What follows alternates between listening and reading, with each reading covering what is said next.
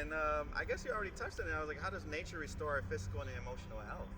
Yeah, like I told you, in many forms. And then I think what's also important is that there's no one right way. There's no, for example, as I learn about the old school conservation way of like, no, let's not have music. Like, let's listen to nature. But sometimes for some of us, drums or music actually gets us deeper engaged in these spaces because we're enjoying ourselves. We want that movement. We want to feel like we're part of it. Versus if we're somber and quiet, it's not really resonating with a lot of our communities in a cultural way. So I think it's important for us to listen. I'm a facilitator. I'm not a practitioner per se in a professional way, but it's about listening to what community wants and needs and going with that.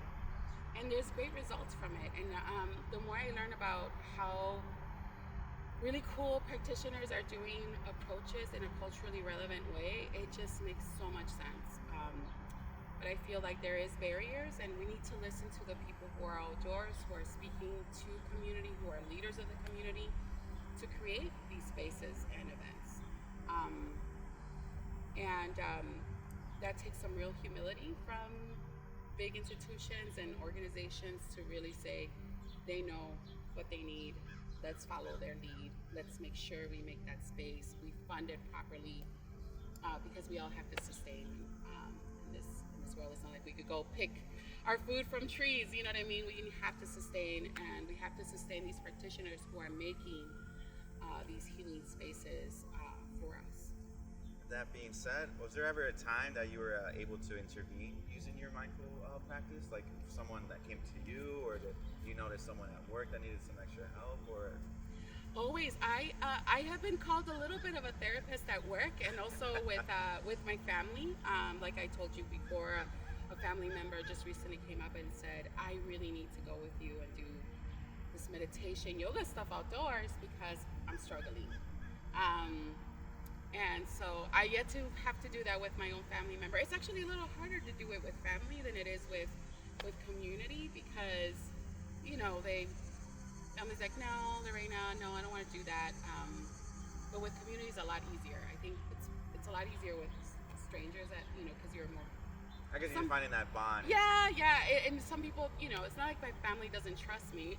They do very much, but it's a little harder to talk to family about these things than it is to community who is already open to these ideas, or somebody who's actually coming to the event on purpose and wants to learn from this. Versus you going to your family and saying, we got to do a healing circle right now. And everyone's oh my God, we just want to have a good time. Yeah. Well, is there any signs that you can pick out from someone that, like, you know, that you wanted to help out, or like any signs for the viewer at home that can see, like, oh, maybe I do need to just go outside and get touch some nature, you know?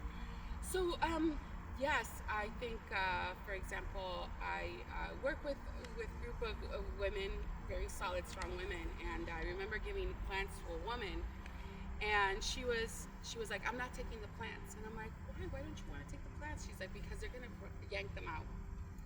And I don't like my neighbors, and she got very upset, and I said, look, they yank them out, I'll give you more. Well, there you go. And just making her feel like this is nothing has to be perfect for us to try. And I think having, like, Cassandra's very, just her presence you don't have to say anything to Cassandra just to feel comfortable. Because their energy just will make you get there. And so I try to be the same way when I'm with them. Just make them feel as comfortable as possible, and that I'm approachable, and that they could come to me if they ever have an issue. Or even the way I do my work with my partners is just, I make myself available to that.